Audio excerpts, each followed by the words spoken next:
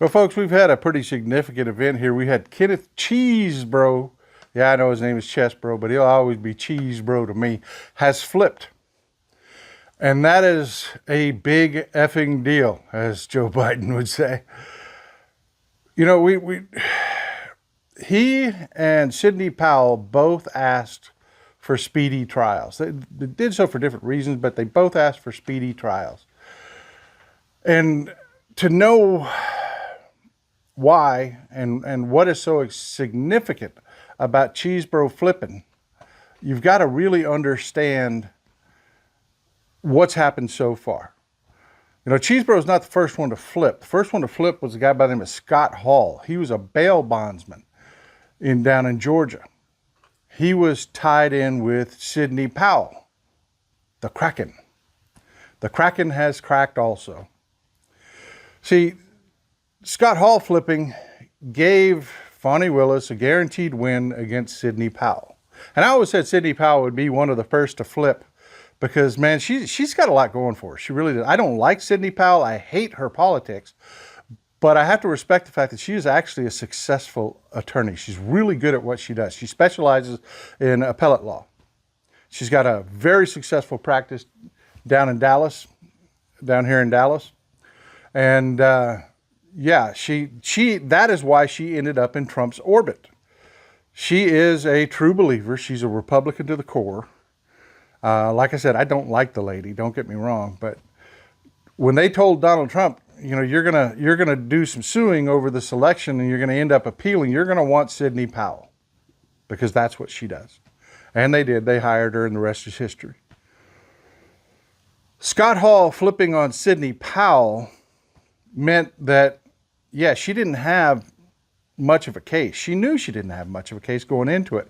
They had her communications. They knew her involvement. She was part of the whole voting machines part of the conspiracy. Down at Coffee County, if you don't know, they went down to Coffee County, pretended to be folks that they weren't, and got in, took a voting machine, pulled it apart, looked into the software, the voting information. It was all of it is just documented crime. This was not going to be a hard one for Fani Willis to prove. She had them nailed to that. With Scott Hall's flipping, there was nowhere for Sidney Powell to go. She was done to rights. So her request for a speedy trial really revolved around the fact that she knew she didn't have much of a chance in court. So she wanted to get this to the negotiations phase as fast as possible. She knew she was going to flip. She's 68 years old. She's got a boatload of money in the bank. She's got a successful practice that if she can negotiate it down to what she eventually did, where she doesn't face any felonies, she's not going to lose her law license here in Texas, because Texas isn't going to look at this and do a damn thing about it. There are a bunch of corrupt Republicans here in Texas. So she basically worked herself a deal to where she could skate. She could go on with her life. And of all the defendants, she was the least tied to Donald Trump. She was the most standing on her own feet and had something to go back to after this was all over. So yeah, she was one of my most likely flips in this scenario. Her flip didn't really flip up to Cheesebro. Cheesebro was another part of the conspiracy. When Cheesebro flipped, he flipped because he had already exercised all of his options. I mean, he tried to federalize the trial. He was just losing and losing and losing and losing. And he knew they had him dead to rights. See, both Cheesebro and the Kraken, or as I like to call them, Cheese and Krakens, are attorneys. Attorneys' almost entire existence is in the written word. Their profession is almost entirely in the written word. Even what they speak, say in a mediation or in a court or in an argument that they make, is written down. So yeah, Cheesebro knew everything he had done, he had documented. He's an attorney. That's what he does. He writes things down. And boy, did he write things down. Oh my God. He documented their entire crime. So he knew he was screwed. He did. He really did. He was trying to go through all the legal machinations he could, but he knew he was screwed. So, with no options left, he flipped. What does that mean to the big picture? Well, with Scott Hall and Sidney Powell flipping, that meant the voting machines part of the conspiracy was done.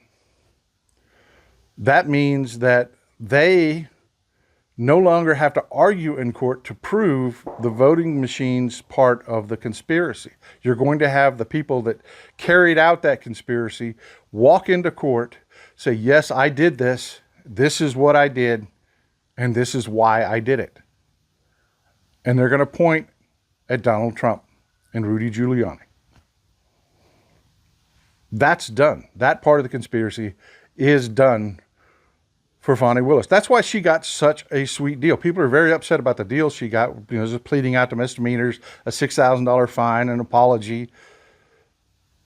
Everybody's very upset she got no jail time.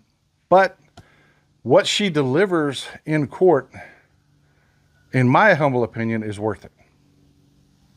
And that brings us to Cheesebro sitting out there watching this deal being made. They've been negotiating behind the scenes. And they got him to plead out to a felony conspiracy. That takes the false slate of electors portion of the conspiracy off the table. They no longer have to walk into court and prove that there was a conspiracy involving the false electors. Cheesebro wrote everything down. He literally wrote down that, hey guys, we're committing a crime. This could be a problem, and this is why. He wrote it all down. And they have those communications. He was a done deal. All that was left for Fani Willis was to walk into court, present this evidence, present the argument, and then Cheesebro would have been done. They no longer have to do that. It totally changes what Fani Willis has. She's not presenting to any juries anywhere that she convicted somebody who was in opposition of her, that believed something different from her. She was able to prove it out and then have to prove it out again. No. Kenneth Cheesebro is going to walk into court. First of all, he's going to turn over the rest of his communications. He's going to walk through with the prosecutors every single thing that happened. Then he's going to walk into court and he's going to tell the jurors what happened. And that means those two elements of the conspiracy are already proven. All Fani Willis has to do is pull out the communications that both Sidney Powell and Kenneth Cheesebro are going to give them and say, here's Donald Trump's involvement. They didn't do this for themselves. Kenneth Cheesebro and Krakens weren't making arguments and moves and involved in a conspiracy for themselves. They were there for Donald Trump. And that's all she has left to prove. And while we're summing this up and why it's so big, it is my belief the next big flip is going to be Jenna Ellis. Jenna Ellis, she was left out to twist in the wind. She's not like Sidney Powell. Sidney Powell had bank. Sidney Powell had a massively good reputation in the legal world. If you're going to appeal your case, call Sidney Powell. Jenna Ellis doesn't have that kind of reputation. She doesn't have that kind of money. She doesn't. She had to do a GoFundMe to pay her legal expenses. She pulled up a couple $100,000 from your crazy papa and your crazy uncle. Sent her a couple $100,000, and if she flips, she keeps that money. She pockets that money. And that's your communication directly to Rudy Giuliani and Trump.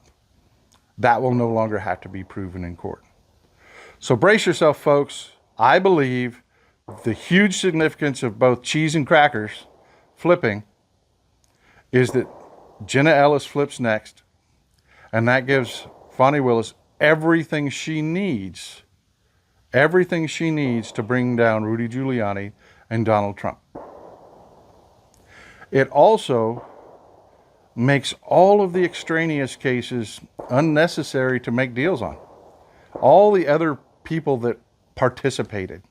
She no longer has to make deals with those people.